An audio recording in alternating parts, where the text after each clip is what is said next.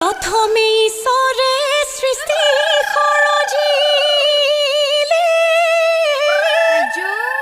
ঐ তাৰ পাছত সৃজিলে